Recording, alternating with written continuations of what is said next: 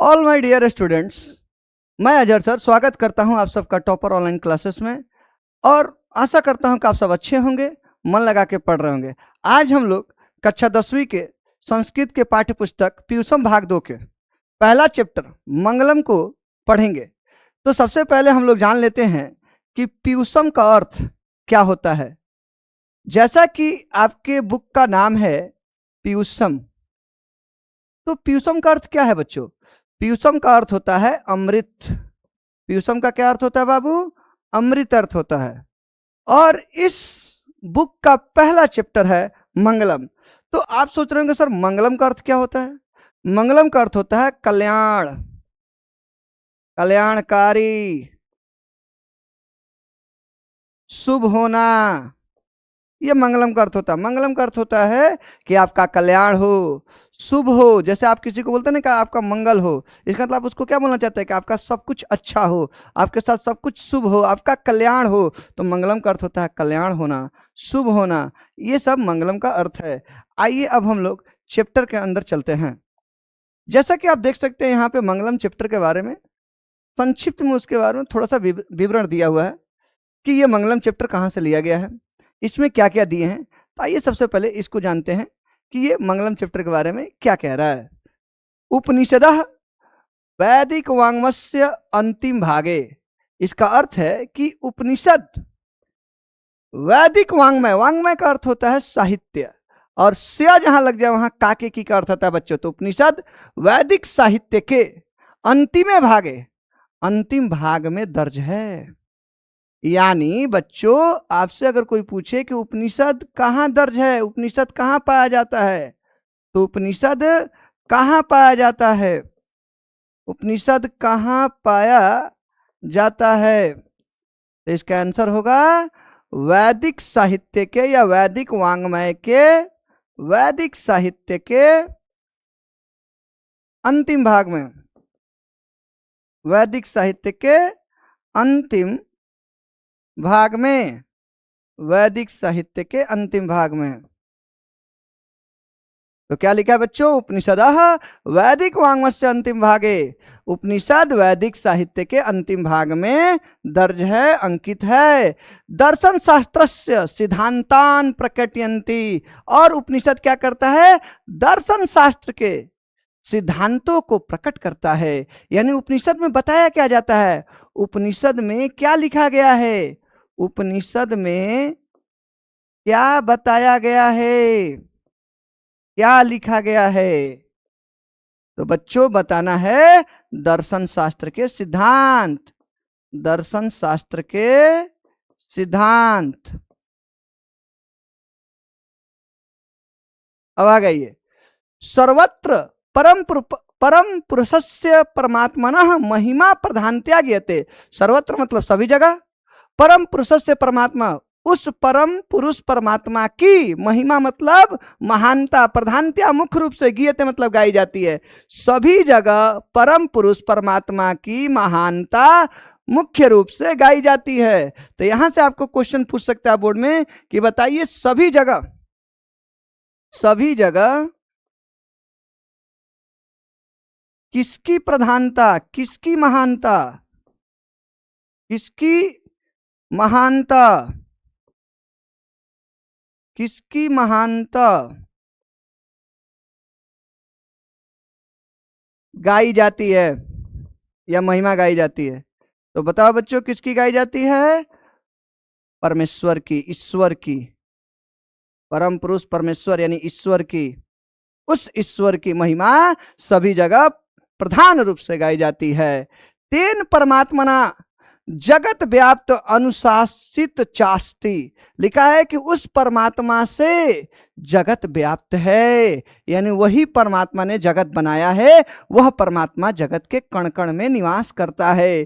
अनुशासितम चास्ति, और उसी परमात्मा से जगत में पूरा का पूरा सिस्टम, चाहे वो जीव जंतु हो या पूरा ये संसार जिस तरीके से चल रहा है, ये पूरे अनुशासन में कैसे चल रहा है? उसी परमात्मा से चल रहा है। यानी उस परमात्मा ने, उस ईश्वर ने पूरे संसार के जीव जंतुओं को और संसार को एक अनुशासन में रखा हुआ है। तो यहां से आपको क्वेश्चन पूछ देगा माय डियर स्टूडेंट, आपको क्वेश्चन पूछेगा यहां से कि कौन सब जगह व्याप्त है, कौन सब जगह व्याप्त है, तो आप क्या बताएंगे? परमात्मा। और दूसरा क्वेश्चन यहां से पूछ सकता है बच्चों कि कौन है जिसने पूरे संसार को अनुशासन में रखा है, अनुशासन में रखा है, तो कौन है बच्चों? परमात्मा, परमात्मा। तो आइए इसको देखते हैं, आपने क्या सीखा, आइए देखते हैं माय डियर स्टूडेंट्स। जैसा कि आप देख सकते हैं यहां पर मैंने आपको अभी तक क्या बताया बच्चों? बताया कि उपनिषद वैदिक वांग्मय यानी वैदिक साहित्य के अंतिम भाग में दर्ज है, दर्शन शास्त्र से सिद्धांतान प्रकटयंती, और दर्शन शास्त्र के सिद्धांतों को प्रकट करता है, बताता है। यानी यहां आप एकदम बिल्कुल क्लियर है कि उपनिषद कहां है? वैदिक साहित्य के अंतिम भाग में। और उपनिषद में क्या बताया गया है, उपनिषद में क्या किसके सिद्धांत दिखाए गए हैं? दर्शन शास्त्र के सिद्धांत को दिखाए गए बच्चों। और सर्वत्र परम पुरुषस्य परमात्मनः महिमा प्रधानतया ज्ञेयते, यानी सभी जगह परम पुरुष परमात्मा की महिमा मुख्य रूप से गाई जाती है। तो अगला क्वेश्चन आप सोच सकता है कि सभी जगह किसकी महानता मुख्य रूप से गाई जाती है? तो बच्चों आप लोग कहेंगे कि परमात्मा की महिमा प्रधान रूप से गाई जाती है, उनकी महानता गाई जाती है। तेन परमात्मना जगत व्याप्त व्याप्तम अनुशासितम चास्ति, वही परमात्मा है जो इस जगत के कण कण में व्याप्त है, हर जगह व्याप्त है। और उसी परमात्मा की वजह से अनुशासितम चास्ति, यानी ये पूरी जगत एक अनुशासन में चल रही है, यानी उसी ने इस जगत को अनुशासन में रखा हुआ है। तो यहां से बच्चों आपको क्वेश्चन क्या आ जाएगा? यहां से क्वेश्चन आ जाएगा, देखिए कौन सब जगह व्याप्त है? तो परमात्मा। और कौन है जिसने पूरे संसार को अनुशासन में रखा है? तो आंसर होगा परमात्मा। आइए अब आगे बढ़ते हैं और आगे पढ़ते हैं माय डियर स्टूडेंट्स। तो माय डियर आगे क्या दिया हुआ देखिए, आगे दिया है स एवं सर्वेशाम तपसाम परम लक्ष्यम। स मतलब वह, एवं मतलब ही, वह ही, सर्वेशाम सभी के, तपस्याम यानी तपस्या का, परम लक्ष्यम वही सभी के तपस्या का परम लक्ष्य है। कौन सभी के तपस्या का परम लक्ष्य है? कौन है जो सभी के तपस्या के द्वारा पाया जाना है? कौन है जिसको सभी लोग तपस्या के द्वारा पाना चाहते हैं? तो वो है परमात्मा। कौन है बाबू? परमात्मा। अस्मिन पाठे माय डियर स्टूडेंट्स, अस्मिन पाठे, आइए थोड़ा सा इस पाठ के बारे में और सारे बातों को जानते हैं कि इस पाठ में क्या क्या दिया है। तो उसके लिए थोड़ा सा बोर्ड को क्लीन करना पड़ेगा बच्चों, ताकि जगह बने। और जब ये जगह बन जाएगा तो उस लाइन से रिलेटेड क्वेश्चन आंसर हम आपको यहाँ पे लिखकर दिखाएंगे। तो आइए देखते हैं, लिखा है अस्मिन पाठे, इस पाठ में, इस पाठ में परमात्मा परा, परमात्मा से संबंधित, इस पाठ में परमात्मा से संबंधित। तो डियर स्टूडेंट क्या लिखा है? अस्मिन पाठे, अस्मिन पाठे मतलब होता है इस पाठ में, परा परमात्मा, परा परमात्मा से संबंधित, उपनिषदाम यानी उपनिषदों से, पद्यात्मकता, पद्यात्मकता इसका मतलब है पद्य के रूप में, पंच मंत्रा पांच मंत्र संकलिता संति संकलित हैं, दिए हुए हैं। यानी इस पाठ में पांच मंत्र दिए हुए हैं, पांच मंत्र संकलित हैं बच्चों। किस रूप में? पद्य के रूप में। पद्यात्मकता का मतलब होता है कि पद्य के रूप में ये पांचों मंत्र संकलित हैं। अब आप कहेंगे सर ये पद्य का रूप क्या होता है? तो देखिए दो तरह के रूप होते हैं, एक होता है गद्य रूप और एक होता है पद्य रूप। अब आप कहेंगे सर गद्य रूप क्या है? गद्य कहानी, निबंध, ये सबको गद्य कहते हैं, जबकि पद्य बोलते हैं कविता। यानी यहाँ पे कविता यानी श्लोक के रूप में, श्लोक के रूप में क्या है? ये पांचों मंत्र कविता के स्टाइल में, ये पांचों मंत्र पद्य के रूप में ये पांचों मंत्र यहाँ संकलित हैं। ये क्वेश्चन आपसे बोर्ड में पूछेगा कि इस पाठ में कितने मंत्र हैं। आपसे क्वेश्चन पूछेगा कि इस पाठ में कितने मंत्र हैं। तो माय डियर स्टूडेंट आपको क्या बोलना है? इस पाठ में कितने मंत्र हैं मैं आपको बताता हूं। इस पाठ में 5 मंत्र हैं। कितने मंत्र है डियर स्टूडेंट? 5 मंत्र हैं। कितने स्टूडेंट? 5 मंत्र। कहां लिखा है? पंच मंत्रा संकलिता संति, 5 मंत्र इस पाठ में दिए हुए हैं। पांचों मंत्र किस रूप में है? पांचों मंत्र मंत्र कितने हैं? 5। पंच भी लिख के दे देगा बच्चों, ऐसे पंच, 5 ना लिख के पंच दे देगा। फिर पूछेगा कि ये मंत्र किस रूप में संकलित हैं? मंत्र किस रूप में संकलित हैं? तो किस रूप में संकलित है बच्चों? पद्य के रूप में, पद्य के रूप में संकलित हैं, कविता वाली स्टाइल में। और ये पांचों मंत्र कहां से लिए गए हैं? मंत्र कहां से लिए गए हैं? मंत्र कहां से लिए गए हैं? लिए गए हैं तो बाबू उपनिषद, उपनिषदों से लिए गए हैं, अलग अलग उपनिषदों से इन मंत्रों को लिया गया है। और पूछेगा ये मंत्र किससे संबंधित है? मंत्र किससे संबंधित है, यानी इस मंत्र में किसके बारे में बताया गया, किससे संबंधित है? तो आप क्या बोलेंगे? किससे संबंधित है? तो परमात्मा परा, यानी परमात्मा से संबंधित है। ये पांचों मंत्र किससे संबंधित है? परमात्मा से संबंधित है।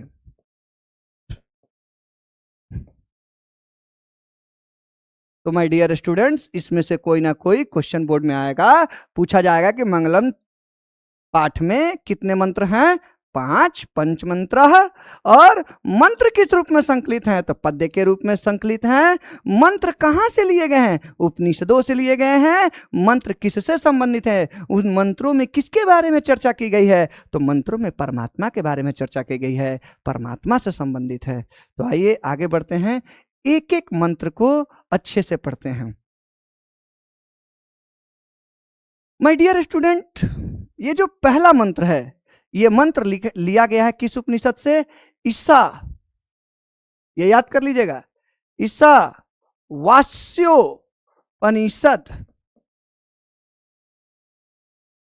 ईसा वास्योपनिषद, यानी ये जो पहला मंत्र हिरण्मयेन पात्रेण सतस्य अपहितम मुखम तत्वम पुसन आपा ब्रिनु सत्य धर्माय दृष्टयाय, यह मंत्र ईसावास्य उपनिषद से लिया गया है।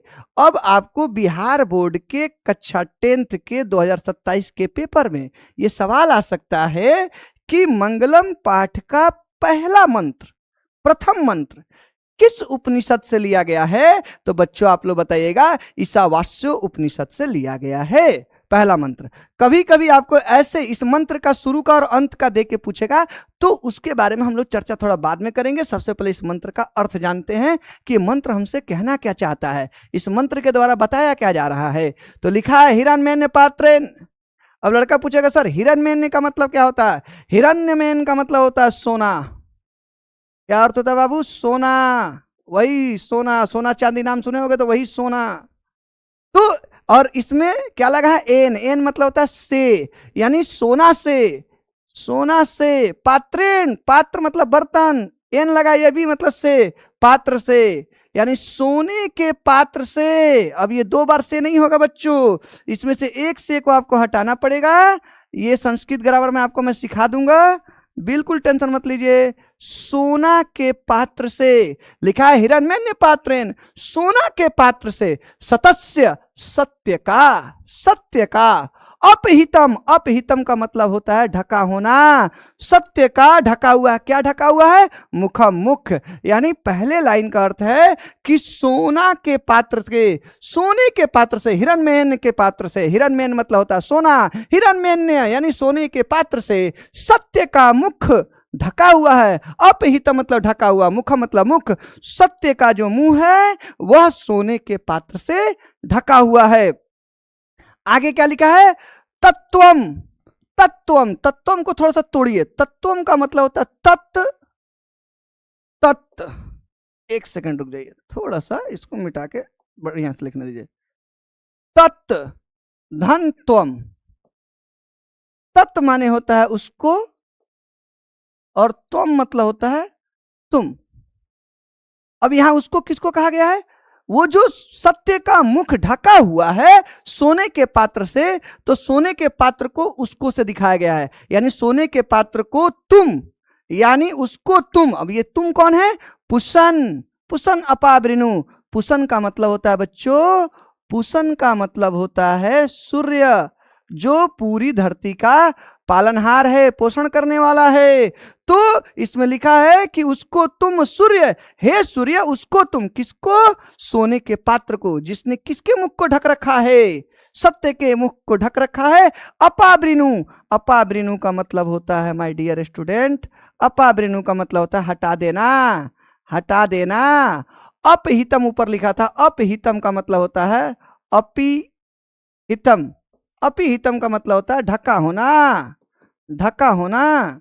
तो लिखा है कि तुम उसको, हे सूर्यदेव तुम उसको क्या करो? हटा दो। किसको हटा दो? सोने के पात्र को हटा दो, जिससे कि सत्य का मुंह ढका हुआ है, हटा दो। सत्य धर्माय दृष्टते, ताकि सत्य और धर्म को भक्त क्या कर सकें? देख सके, जान सके, उसको प्राप्त कर सके, सत्य के रास्ते पर चल सकें। जब तक सत्य का मुख ढका रहेगा तब तक कोई भक्त सत्य के रास्ते पर कैसे चल सकता है? वो सत्य को कैसे जानेगा? तो माय डियर स्टूडेंट्स, इसका शाब्दिक अर्थ है, शाब्दिक अर्थ में कह रहा हूं, भावार्थ अलग होता है, शाब्दिक अर्थ अलग होता है। पहले शाब्दिक अर्थ समझिए। हिरण्मयेन पात्रेण सतस्य अपहित मुखम, कि सोने के पात्र से सत्य का, अपहित मतलब ढका होना, ढका हुआ है, मुखम सोने का, सत्य का मुख ढका हुआ, सोने के पात्र से सत्य का मुख ढका हुआ है। तत्वम पुसन अपावृणु सत्य धर्माय दृष्टि है। तत्वम मतलब ये दो चीजों से मिलकर बना है, तत् धन त्वम, तत् माने उसको यानी सोने के पात्र को, त्वम मतलब तुम किसको बोला गया? पुसन यानी सूर्यदेव को तुम बोला गया है कि हे सूर्यदेव तुम उसको यानी सोने के पात्र को, सत्य के, जिसने सत्य को ढक रखा है, उस सोने के पात्र को तुम अपावृणु हटा दो। क्यों हटा दो? सत्य धर्माय दृष्टि है, ताकि सत्य और धर्म की प्राप्ति की जा सके, ताकि हमारे भक्त जो हैं, ये जो भक्तगण हैं, वो सत्य और धर्म को जान सकें, उसे प्राप्त कर सकें, उस रास्ते पर चल सकें। तो ये इसका शाब्दिक अर्थ है। और ये किस उपनिषद से लिया गया है? ईशावास्य उपनिषद से लिया गया है। तो मंगलम पाठ का पहला मंत्र किस उपनिषद से लिया गया? ईशावास्य उपनिषद से लिया गया है। पहले मंत्र में क्या बताया गया? पहले मंत्र में बताया गया है कि सोने के बर्तन से, सोने के पात्र यानी बर्तन से, पात्र माने बर्तन, सोने के बर्तन से, हिरण्मय पात्र, हिरण्मय मतलब सोना, तो सोने के पात्र से सत्य का मुख क्या है बच्चों? अपहितम ढका हुआ है। तत् धन तुम उसको, हे पूषण, हे सूर्यदेव तुम उसको क्या करो? अपावृणु हटा दो, उस सोने के पात्र को हटा दो, सोने के बर्तन को हटा दो सत्य के मुख पर से। सत्य धर्माय दृष्टि, ताकि सत्य और धर्म सबको मिल सके, सब लोग उसको प्राप्त कर सकें, सब लोग सत्य और धर्म को जान सकें। अब आइए इसका थोड़ा भावार्थ बताते हैं। इसका भाव क्या है? बच्चे बिहार बोर्ड में ना ये जो शब्दार्थ मैंने बताया इसी से काम चल जाएगा, लेकिन आइए भावार्थ जानते हैं, डिटेल में जानते हैं कि इसका अर्थ क्या है, रियल अर्थ क्या है। रियल अर्थ ये है कि यहाँ जो हिरण्मय पात्रेण लिखा है कि सोने के पात्र से सत्य का मुख ढका है, तो यहाँ सोने का पात्र, सोने का पात्र नहीं है, सोने का पात्र नहीं है। इसका अर्थ है कि सत्य का मतलब यहाँ सत्य नहीं, सत्य का मतलब परमात्मा। सत्य है कौन? परमात्मा, परमात्मा ही सत्य है, सत्य ही शिव है, शिव ही सुंदर है, सत्यम शिवम सुंदरम। तो परमात्मा ही सत्य है, तो यहां सत्य का अर्थ हो जाएगा परमात्मा। तो परमात्मा के पास हम नहीं पहुंच पा रहे। क्यों नहीं पहुंच पा रहे हैं? क्योंकि वो जो परमात्मा है उसका रास्ता किसने ढक रखा है? सोने के पात्र ने। सोने का पात्र क्या है? दुनिया में ये जो मोह माया है, आकर्षण है, दुनिया की चीजों में हम लोग जो लिप्त हैं, एक से एक चीजें पाने की ख्वाहिश कर रहे हैं कि अच्छा से अच्छा घर, कार, ये जो दुनिया की मोह माया में फंसे हुए हैं, ये जो दुनिया का आकर्षण है, ये जो हमारे अंदर अहंकार है, ये सारी चीजें जो हैं, दुनिया का आकर्षण, मोह माया, अहंकार कि मैं ही सब हूं, ये सब जो चीजें हैं, इसी को बताया गया है कि ये सोने के पात्र जैसे हैं। यही सोना का पात्र है।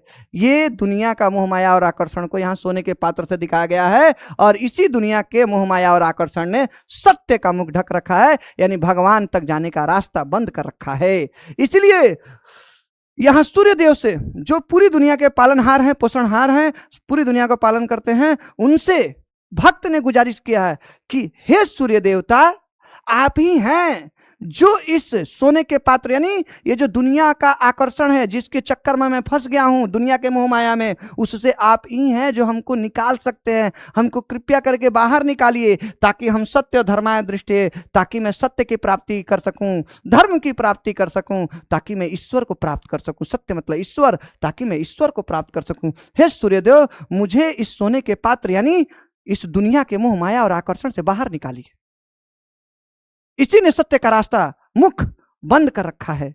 इस आकर्षण में जो मैं पड़ा हूं, मुझे कृपया करके इससे बाहर निकालिए। आप मुझे हटाइए यहां से। मैं दुनिया के आकर्षण से बाहर जाना चाहता हूं और जाकर मैं चाहता हूं कि मैं सत्य को प्राप्त करूं, और सत्य मतलब ईश्वर, ईश्वर को प्राप्त करूं। ये इसका भावार्थ है। तो अगर कोई इसका भावार्थ पूछे तो कहना कि यहां बताया गया है कि ईश्वर का जो रास्ता है वो कहीं ना कहीं किसकी वजह से ब्लॉक है, किसकी वजह से, किसने रोक रखा है? दुनिया की मोह माया और आकर्षण में जब इंसान पड़ जाता है तो वह उस ईश्वर के रास्ते की रुकावट होता है, जिसकी वजह से वो ईश्वर तक नहीं पहुंच पाता। तो फिर भक्त कहता कि हे सूर्यदेव, मुझे आप इस दुनिया के आकर्षण से बाहर निकालिए, मुक्ति दीजिए, ताकि मैं सत्य यानी ईश्वर को और धर्म को क्या कर सकूं, प्राप्त कर सकूं, मैं सही रास्ते पे चल सकूं। तो आइए आगे देखते हैं। और एक और बात याद रखिएगा, इसमें से एक क्वेश्चन ऐसा भी आएगा कि दिया रहेगा हिरण्मयेन पात्रेण dot dot dot dot dot और सत्य धर्माय दृष्टि। बस इतना ही दिया रहेगा। कैसे दिया रहेगा, यहां लिख देता हूं। दिया रहेगा हिरण्मयेन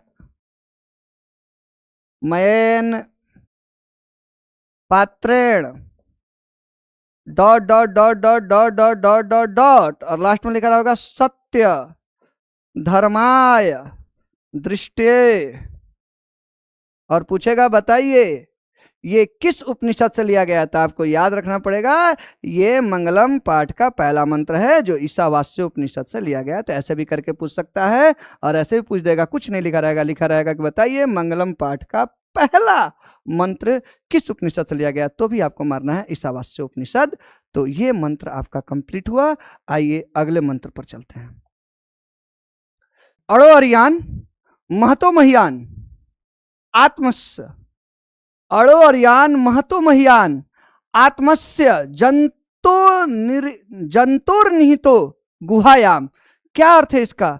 अड़ो अरियान का मतलब होता है सूक्ष्म से सूक्ष्म, छोटा से भी छोटा। महतो महियान का अर्थ होता है माय डियर स्टूडेंट, महतो महियान का अर्थ होता है महान से भी महान, बड़ा से भी बड़ा। आत्मस्य आत्मा है, यानी इस दूसरे मंत्र के द्वारा हमें यह बताया जा रहा है कि आत्मा जो है वो सूक्ष्म से सूक्ष्म है, छोटा से छोटा है और महान से महान है, बड़ा से बड़ा है। तो आपसे पूछा जाएगा कि कौन सी ऐसी चीज है जो छोटी से छोटी है, सूक्ष्म से सूक्ष्म और बड़ी से बड़ी है, महान से महान है? तो कौन है? आत्मा है। कौन है? आत्मा है। जंतोर निहितो गुहायाम, और ये कहां रहती है? ये जंतुओं के अंदर रहती है। कहां? गुहायाम, उनके हृदय रूपी गुफा के अंदर रहती है। तो अगर आपसे कोई पूछे कि आत्मा के बारे में ये जो दूसरा मंत्र है आपको क्या बताता है, तो आपको कहना है कि आत्मा के बारे में बताता है कि अड़ो अरियान महतो महियान, यानी आत्मा सूक्ष्म से सूक्ष्म होती है एवं महतो महियान एवं महान से महान होती है, बड़ी से बड़ी होती है। तो यहां से पहला सवाल आता है कि सूक्ष्म से सूक्ष्म, सूक्ष्म से सूक्ष्म और महान से महान या बड़ी से बड़ी, महान से महान कौन है? आत्मा है। आत्मा है। आत्मा कहां पाई जाती है? आत्मा कहां पाई जाती है?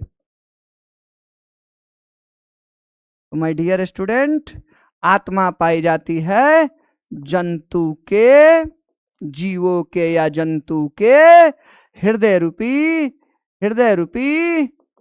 गुहा, हृदय रूपी गुहा के अंदर, हृदय रूपी गुफा के अंदर पाई जाती है। तो मुझे पूरा यकीन है ये दो लाइन का मीनिंग आप लोग समझ गए होंगे। अड़ो अयान महतो महियान आत्मस्य जंतोर निहितो गुहायाम, यानी आत्मा सूक्ष्म से सूक्ष्म, छोटी से छोटी और महतो महियान, बड़ी से बड़ी होती है। कौन? आत्मा। जंतुर निहितो गुहायाम, और जंतुओं के हृदय रूपी गुफा के अंदर पाई जाती है। तम क्रतु पश्यति वित शोको। तम मतलब होता है उसको। तम मतलब क्या होता है बच्चों? उसको। और यहां लिखा है अक्रतु। अक्रतु का मतलब होता है माय डियर स्टूडेंट, आइए सबसे पहले इसको मिटा लिया जाए ताकि आपको अच्छे से समझ में आए कि क्या होता है। तो देखते हैं। तम क्रतु, तम क्रतु दो शब्दों से मिलकर बना है। तम, तम माने उसको, अक्रतु मतलब होता है जिसकी कोई इच्छा ना हो, जिसकी कोई इच्छा ना हो, जो सांसारिक मोह माया से ऊपर चला गया हो, जिसकी कोई इच्छा ना हो, जिसको दुनिया में अब कुछ नहीं चाहिए। सोचिए, आज आपके आसपास जितने लोग होंगे उनको कुछ ना कुछ दुनिया में चाहिए, बड़ा घर, बड़ा कार, अच्छा खासा पैसा। लेकिन अक्रतु का मतलब क्या होता है? अक्रतु का मतलब होता है जिसकी कोई इच्छा ना हो, जिसके अंदर इस दुनिया से कुछ भी लेने की इच्छा ना हो। पश्यति लिखा है उसको, उसको मतलब आत्मा को। पश्यति देख लेता है, पश्यति मतलब देखना। कौन देख लेता है? जो संसारिक मोहमाया से ऊपर उठ चुका है, जिसको संसार में से कुछ नहीं लेना हो, जिसको संसारिक इच्छा कुछ है ही नहीं, संसार में कुछ प्राप्त करने की इच्छा नहीं रह गई हो, जो संसार से कुछ नहीं लेना चाहता हो, वैसा व्यक्ति उसको यानी आत्मा को पश्यति देख लेता है। और कौन देखता है आत्मा को, कौन जानता है? अब नीचे आइए, वित्त शोकों का अर्थ बाद में आपको बताया जाएगा। और कोई है जो आत्मा के महानता को देख लेता है, वो है धातु प्रसादानात। इसका अर्थ क्या है? धातु प्रसादात, धातु प्रसादात। और आगे लिखा है महिमानम आत्मनः, महिमानम, यहां हलंत, ये आत्मनः अलग कर दीजिए, आत्मनः। तो मैं अर्थ बताता हूं। धातु प्रसादात का मतलब होता है, यहां लिखा धातु प्रसादात महिमा, महिमानम आत्मनः, इसको जोड़ के लिखा है धातु प्रसादानम महिमानम आत्मनः, इसको मैंने तोड़ दिया है।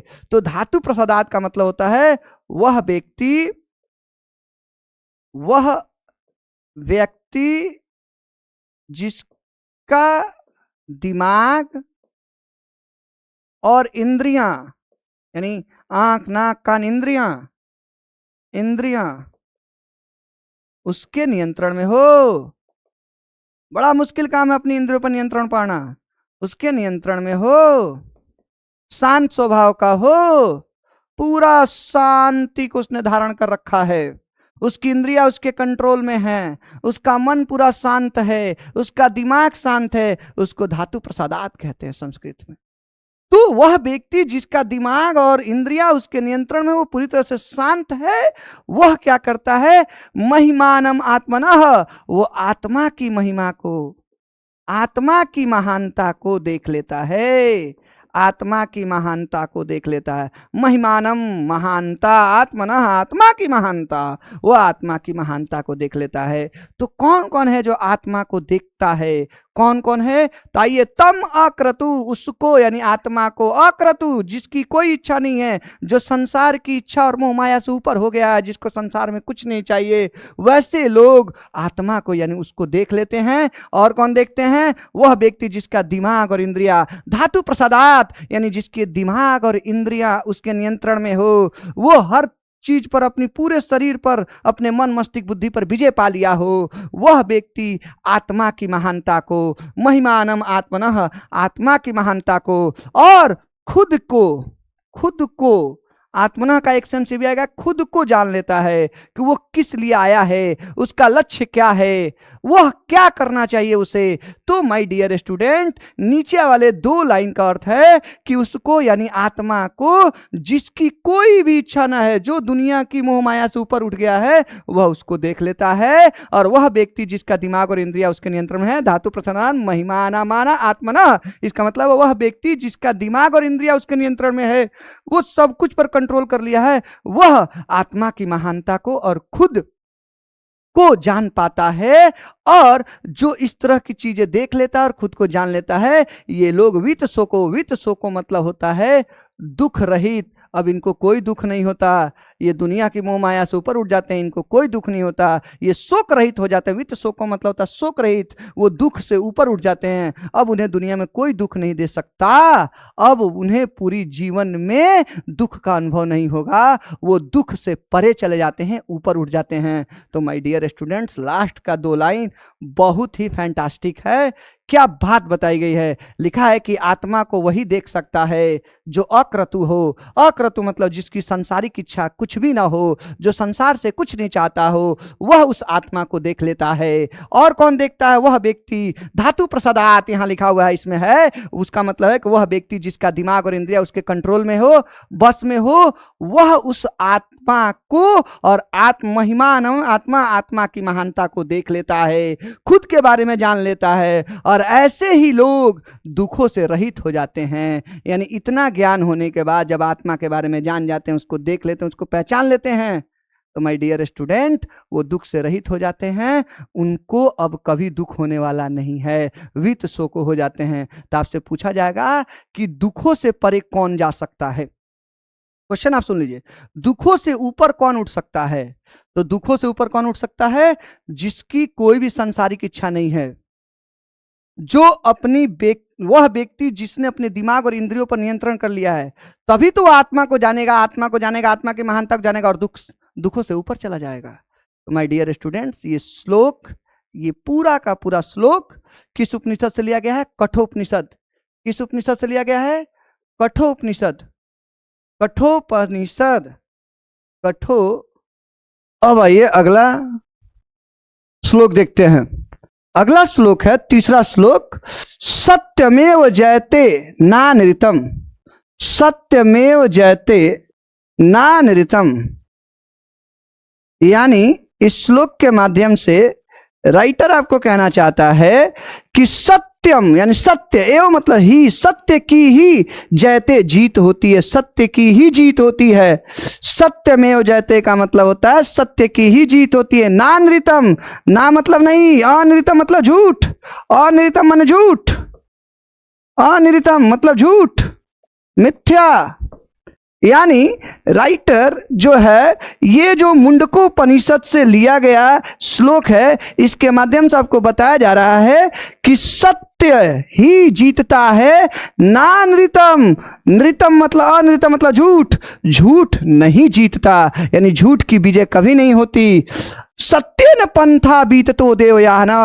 सत्येन का मतलब होता है सत्य के द्वारा ही, सत्य से ही, पंथा मतलब रास्ता, बीततो मतलब खुलता है, सत्य से ही, सत्य पर चल के ही रास्ता खुलता है। किसका? देवयान, देवलोक का, ईश्वर तक पहुंचने का। देवलोक यानी ईश्वर, ईश्वर यानी सत्य के द्वारा ही किसका रास्ता खुलता है? पंथा बीततो, बीततो मतलब खुलना, रास्ता प्रशस्त होता है, खुलता है, रास्ता निकलता है, रास्ता दिखने लगता है। किसका रास्ता दिखने लगता है? देवलोक का। यानी सत्य के रास्ते पर ही चल के आप देवलोक के रास्ते पर चल सकते हैं। यानी सत्य के द्वारा ही देवलोक जाने का रास्ता खुलता है और मिलता है। यानी जो लोग सत्य के रास्ते पर चलते हैं वही देवलोक और ईश्वर तक पहुंच सकते हैं। यानी इस श्लोक के इस पंक्ति से यह बताया गया है कि सत्य के द्वारा ही रास्ता, पंथा मतलब रास्ता, बीततो मतलब खुलता है,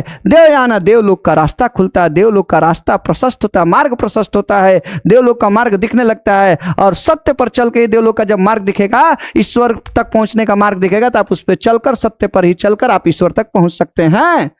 तो माय डियर स्टूडेंट, यहां से आपको सवाल पूछा जाएगा कि सत्य के द्वारा या सत्य पर चल के किसका रास्ता दिखने लगता है या किसका रास्ता प्रशस्त होता है? ईश्वर तक जाने का रास्ता, देवलोक जाने का रास्ता क्या होता है? खुल जाता है, दिखने लगता है। तो बताइए, सत्य पर चल के किसका रास्ता खुल जाता है, किसका रास्ता मिल जाता है? कौन सा रास्ता हमारे सामने आने लगता है? सत्य पर जब हम चलते हैं तो कौन सा रास्ता प्रशस्त होता है, कौन सा रास्ता दिखने लगता है? देवलोक का, ईश्वर का रास्ता दिखने लगता है, ईश्वर तक पहुंचने का रास्ता। एन अक्रमन्त्य। अब देखिए इसका अर्थ देखिए, ये लिखा है एन, एन मतलब जिस पर, अक्रमन्त्य चलकर, अक्रमन्त्य मतलब चलकर, जिस पर चलकर, ऋषियों ऋषि मुनि, ऋषि मुनि को पता है सत्य के रास्ते पर ही चलेंगे तो देवलोक यानी ईश्वर का रास्ता मिलेगा। तो वो लोग इस बात को जानते हैं।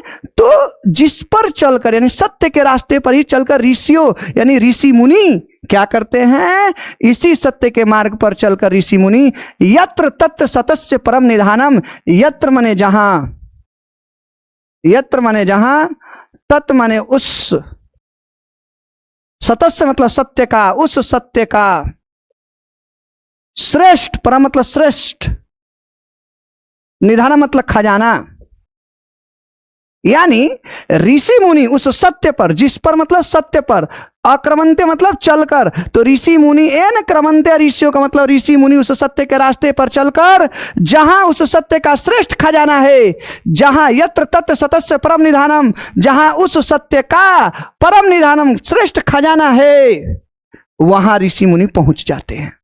किसके रास्ते पर चलते चलते? सत्य के रास्ते पर, मार्ग पर चलते चलते ऋषि मुनि वहां पहुंच जाते हैं जहां सत्य का श्रेष्ठ खजाना है। और सत्य का श्रेष्ठ खजाना कौन है? सत्य का श्रेष्ठ खजाना ईश्वर को बोला जाता है। किसको बोला जाता है? ईश्वर को बोला जाता है। सत्य का परम निधान कौन है? सत्य का श्रेष्ठ खजाना कौन है? सत्य का श्रेष्ठ रूप कौन है? ईश्वर है। ईश्वर ही सत्य है, ईश्वर ही सत्य का श्रेष्ठ खजाना है। तो ऋषि मुनि सत्य के रास्ते पर चलकर क्या करते हैं? जहां उस सत्य का परम निधानम है, यानी जिस जगह पर उस सत्य का सबसे श्रेष्ठ खजाना यानी ईश्वर रहते हैं, यानी देवलोक है, उस देवलोक तक, ईश्वर तक सत्य के रास्ते पर चलकर ऋषि मुनि क्या करते हैं? पहुंच जाते हैं। और हयाप्त कामा का मतलब होता है माय डियर स्टूडेंट, अपनी इच्छाओं को पूरा करना। और ऋषि मुनि अपनी इच्छाओं को पूरा कर लेते हैं। उनकी एक इच्छा होती है कि हम भी ईश्वर से मिलें, और वो उस सत्य के रास्ते पर चलते चलते कहां पहुंच जाते हैं? जहां, यत्र मतलब जहां, तत् माने उस, सतस्य मतलब सत्य का, जहां उस सत्य का परम निधानम श्रेष्ठ खजाना है, वहां तक पहुंच जाते हैं। उस सत्य के रास्ते पर चलते चलते ऋषि मुनि, और जाकर हयाप्त कामा अपनी इच्छा को पूरी कर लेते हैं। उनकी एक इच्छा रहती है कि हम भी ईश्वर से मिलें, तो सत्य के रास्ते पर चलकर वो पहुंच जाते हैं। यानी यहां से पता चलता है कि जो व्यक्ति सत्य के रास्ते पर चलेगा वो ईश्वर तक पहुंच जाएगा, क्योंकि सत्य का परम निधान, सत्य का श्रेष्ठ खजाना ईश्वर है, और वहां तक सत्य के रास्ते पर ही चलकर पहुंचा जा सकता है। तो आपसे यहां से क्या क्या सवाल पूछेगा बोर्ड में? और सबसे पहले तो ये पूछेगा, सत्य में ज्योति डॉट डॉट डॉट सतस्य परम निधानम, ये किस उपनिषद से लिया गया है? मुंडको उपनिषद। किस उपनिषद से लिया गया बच्चों? मुंडको उपनिषद से लिया गया है। दूसरा क्वेश्चन ये पूछेगा, ये श्लोक नंबर 3 है, तो पूछेगा मंगलम पाठ का श्लोक नंबर 3 किस उपनिषद से लिया गया? मुंडको उपनिषद। तीसरे जो श्लोक है इसमें क्या क्या बताया गया है? तो सबसे पहले पूछा जाएगा कि किसकी हमेशा विजय होती है? सत्य की होती है। कौन है जो कभी नहीं जीतता? झूठ कभी नहीं जीता, नानृतम। किस रास्ते पर चलने से देवलोक का रास्ता खुलता है? किसके मार्ग पर चलने से, किस चीज से देवलोक का रास्ता खुलता है? ईश्वर तक पहुंचने का मार्ग खुलता है सत्य के मार्ग पर चलने से। सत्य के द्वारा ही पंथा बीत, तो मार्ग खुलता है किसका? देवयाना, देवलोक और ईश्वर का मार्ग खुलता है। ईश्वर तक पहुंचने का रास्ता सत्य के द्वारा ही खुलता है। सत्य के रास्ते पर चलकर ईश्वर को पाया जा सकता है। अगला क्वेश्चन पूछेगा कि ये बात कौन जानता है? ये बात ऋषि मुनि जानते हैं, इसलिए वो सत्य एन यानी जिस पर, यानी जिस पर मतलब सत्य पर, सत्य के रास्ते पर, अक्रमंत्य मतलब चलकर, सत्य के रास्ते पर चलकर ऋषि मुनि क्या करते हैं? जहां उस सत्य का परम निधान है, जहां उस सत्य का सबसे श्रेष्ठ खजाना है, सत्य का श्रेष्ठ खजाना किसको बोला गया है? ईश्वर को। उस जगह पर वो पहुंच जाते हैं सत्य के रास्ते पर चलते चलते, और हयाप्त कामा, और अपनी सारी इच्छाओं को पूरा कर लेते हैं, और अंततः वो ईश्वर से मिल जाते हैं। उनकी एक इच्छा होती है कि मैं ईश्वर से मिलूं, मिल जाते हैं, नो डाउट। तो आइए अब अगले हम लोग मंत्र पर चलते हैं, अगले श्लोक पर चलते हैं, देखते हैं उसमें क्या लिखा है।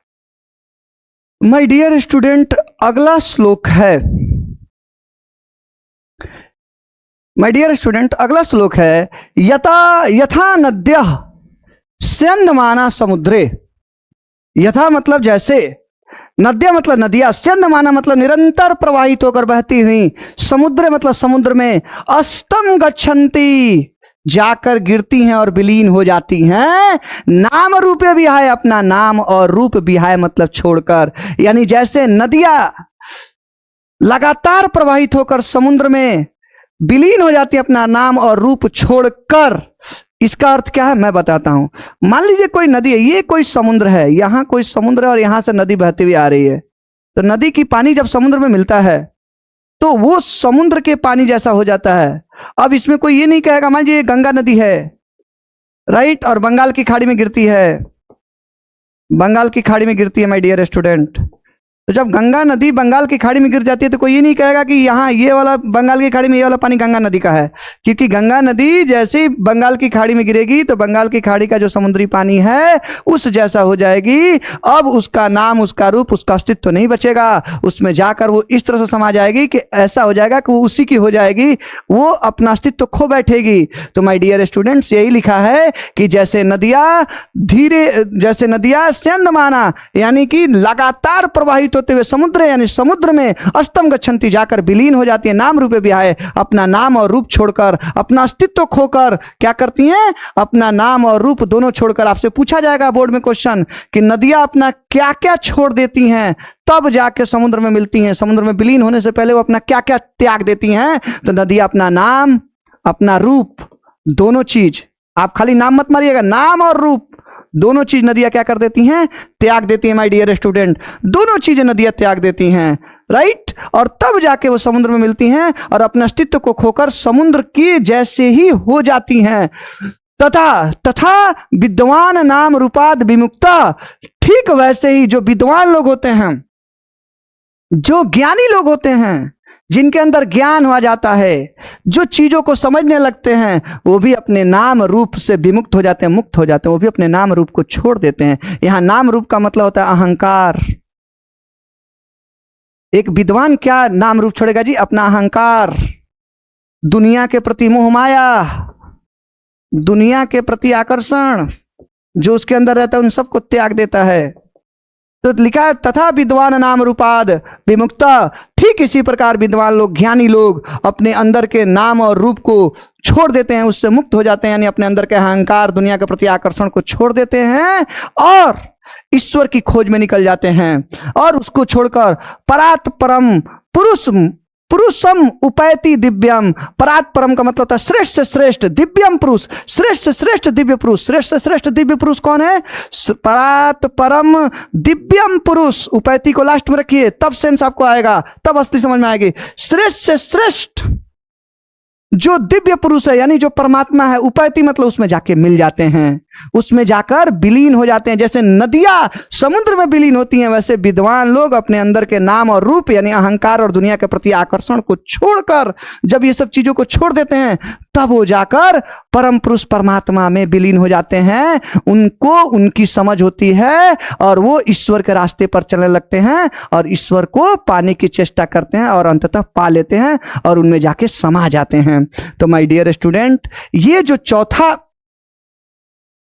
श्लोक है, मंत्र है, यह भी मुंडको उपनिषद से लिया गया है, यानी तीसरा और चौथा मुंडको उपनिषद से लिया गया है, मुंडको उपनिषद से लिया गया है, ये आपको याद रखना है। तो माय डियर स्टूडेंट्स, अगर आपसे कोई कहता है कि बताइए यदा नद्य स्यंदमाना समुद्रे अस्तम गच्छन्ति नाम रूपे विहाय तथा विद्वान नाम रूपाद विमुक्त परात परम पुरुषम उपैति दिव्यम, तो ये पूरा तो देगा नहीं, शुरू का दे देगा यदा नद्य स्यंदमाना डॉट डॉट डॉट डॉट पुरुषम उपैति दिव्यम। ये बताइए ये श्लोक कौन से नंबर का श्लोक है, कहीं ये भी पूछ दे तो आप लोग को लिखना है 4 नंबर का मंत्र है, चौथा मंत्र है। आपसे पूछ दे कि ये मंत्र कहां से लिया गया है, मुंडको उपनिषद से लिया गया है। और अगर आपसे पूछे कि इस मंत्र का अर्थ क्या है, तो अर्थ तो मैंने आपको समझाई दिया है, आपको एक बार और बता देता हूं। लिखना है कि जैसे नदियां लगातार चंद्रमा मतलब लगातार प्रवाहित होकर समुद्र में अस्तम गच्छन्ति तो जाकर विलीन हो जाती हैं, क्या छोड़कर, नाम और रूप,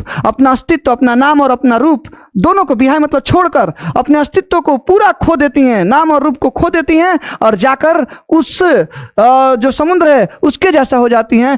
तथा वैसे ही विद्वान नाम रूपाद मुक्त, विद्वान लोग भी, ज्ञानी लोग भी क्या करते हैं, अपने नाम और रूप से मुक्त हो जाते हैं। नाम और रूप का मतलब यहाँ नाम और रूप नहीं है, विद्वान अपने अहंकार और दुनिया के प्रति आकर्षण, मोह माया और दुनिया के प्रति जो लालसा है उससे वो ऊपर उठ जाता है, उसको छोड़कर वो भी क्या करता है, जो विद्वान होते वही करेंगे, अज्ञानी से नहीं होगा। अज्ञानी कभी दुनिया की मोह माया छोड़ ही नहीं सकता, अहंकार छोड़ ही नहीं सकता, उसे लगता है कि मैं और ईश्वर अलग अलग हैं। लेकिन जो ज्ञानी है वो जानता है कि मैं ईश्वर का ही अंश हूं। तो जो विद्वान लोग हैं वो अपने को ईश्वर का अंश जब समझने लगते हैं तो मैं और ईश्वर के बीच के अंतर को मिटा देते हैं, अहंकार खत्म कर देते हैं, दुनिया के प्रति आकर्षण को खत्म कर देते हैं। उसी को यहाँ नाम रूप लिखा है। वैसे बोर्ड में पूछेगा तो आपको ये भी हो सकता है वहां ऑप्शन दे नाम और रूप, आप नाम और रूप ही मारिएगा, लेकिन मैं इसका भाव बता रहा हूं कि जो विद्वान लोग होते हैं वो अपने नाम रूप से मुक्त होकर, यानी कि वो अपने अहंकार और दुनिया के प्रति आकर्षण और ईश्वर हम अलग अलग हैं इस कॉन्सेप्ट को भुलाकर ये मानने लगते हैं कि मैं ईश्वर का ही अंश हूं, और इस तरीके से इस सब चीजों से नाम और रूप से मुक्त होकर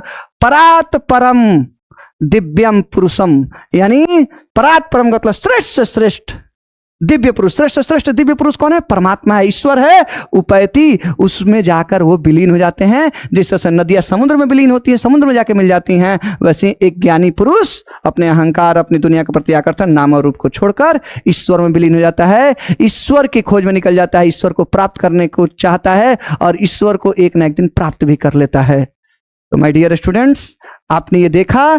चलिए अब अगले मंत्र पर देखते हैं, जो कि लास्ट मंत्र है हमारा, जो कि कहां से लिया गया? पांचवा मंत्र जो है वो लिया गया है श्वेताश्वतरा उपनिषद। आपको याद रखना है, ये जो पांचवा मंत्र है ये श्वेताश्वतर उपनिषद से लिया गया है। तो चलिए यहां पे पहले मैं बता देता हूं, पहला मंत्र कहां से लिया गया है? ईशावास्य उपनिषद। दूसरा मंत्र कठोपनिषद। तीसरा और चौथा मंत्र मुंडकोपनिषद, और ये पांचवा मंत्र श्वेताश्वतर उपनिषद से लिया गया है। तो माय डियर स्टूडेंट्स, सबसे पहले जो पहला मंत्र था वो हिरण्मयेन पात्रेण वाला था, सत्य धर्माय दृष्टते दृष्टते, तो वो लिया गया था कहां से? ईशावास्य उपनिषद। दूसरा मंत्र अणो अर्यान महतो मह्यान वाला था, जो कहां से लिया गया है डियर स्टूडेंट? कठोपनिषद से। तीसरा मंत्र सत्यमेव जयते वाला था, जो कहां से लिया गया है? सत्य की ही जीत होती है, मुंडकोपनिषद से। और चौथा मंत्र जो अभी आपने पढ़ा वो कौन सा मंत्र था? यदा नद्या स्यन्दमाना समुद्रे, जैसे नदियां समुद्र में जाकर मिल जाती हैं अपना अस्तित्व खोकर, नाम और रूप खोकर, वो भी मुंडकोपनिषद से लिया गया था। अब आइए ये लास्ट हमारा क्या है? मंत्र है इस चैप्टर का, इसको पढ़ लेते हैं और समझते कि ये क्या लिखा है। और ये लिया गया है श्वेताश्वतर उपनिषद से लिया गया है। तो यहां क्या लिखा है? वेदाहमेतम पुरुषम महांतम। आइए इसको थोड़ा सा संधि विच्छेद करते हैं ताकि आप इसके अर्थ को समझे। इसमें है वेद, धन अहम, अधन एतम, ये तीन चीज मिलकर ये लिखा हुआ है। वेद मतलब होता है जानना, अहम मतलब मैंने जाना या जान लिया, एतम मतलब इसको, इस चीज को, यानी यहां लिखा वेदा हेमंतम का मतलब होता है कि मैंने इस चीज को जान लिया। वेदा हेमंतम, वेदा हमेतम का मतलब होता है मैंने इस चीज को जान लिया। क्या जान लिया? पुरुषम महानतम, कि वो परमात्मा जो है, पुरुषम मतलब परमात्मा, वो महान है, वही इस दुनिया का कर्ता धर्ता है, उसी से ये दुनिया चलती है, वो जो चाहता है वही होता है। मैंने इस चीज को जान लिया है कि परमात्मा ही सब कुछ है। आगे लिखा आदित्य वर्णम तमसा प्रस्तात्, आदित्य मतलब तो सूर्य, वर्ण मतलब रोशनी, प्रकाश, सूर्य का जो प्रकाश है, तमसा मतलब अंधेरा, प्रस्तात् मतलब क्या करता है? दूर भगा देता है। सूर्य का प्रकाश अंधेरे को जिस तरह से दूर भगा देता है, उसी तरीके से ये जो पुरुषम महानतम है, यानी ये जो परम पुरुष है, जो कि महान है, ईश्वर जो महान है, वो अज्ञानता को दूर भगा देता है। मैंने इस बात को जान लिया है कि अगर हमारे अंदर अज्ञानता है, अगर हमारे अंदर ज्ञान नहीं है, मैं अज्ञानी हूं, तो मेरी अज्ञानता को भी दूर कौन भगाएगा? परम पुरुष परमात्मा, ईश्वर भगाएंगे, क्योंकि ईश्वर महान है, ईश्वर ही सब कुछ कर सकता है। मैंने इस चीज को जान लिया है। जिस तरह से आदित्य वर्णम तमसा प्रस्तात्, जिस तरह से सूर्य की किरणें अंधेरे को भगा देती है, प्रस्तात् मतलब भगा देती हैं, दूर कर देती हैं, उसी प्रकार मैंने इस चीज को जान लिया है कि ये जो भगवान है, ये जो ईश्वर है, वही इंसानों की अज्ञानता को क्या करेगा? दूर कर देगा। अपने कृपा से इंसानों की अज्ञानता को दूर कर सकता है, क्योंकि यह पुरुषम महानतम, क्योंकि यही ईश्वर है जो महान है।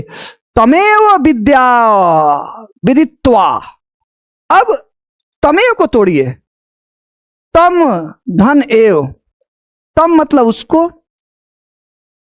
एव मतलब ही, उसको ही, विदित्वा, विदित्वा मतलब होता है जानकर, उसको ही जानकर। यहां लिखा है अति एति, अति धन एति लिखा हुआ, अति धन एति, अत्य एति, यहां से काटिए, यहां लिखा है अति और यहां लिखा है एति, बीच में मृत्युम, मृत्युम। तो माय डियर स्टूडेंट, अति धन एति होता है अत्येति। अत्येति का मतलब होता है पार कर जाना, अत्येति का मतलब होता है पार कर जाना। तो माय डियर स्टूडेंट, आप यहां और यहां अति और एति दोनों को मिलाकर क्या हिंदी निकालेंगे? पार कर जाना। क्या पार कर जाना? मृत्युम।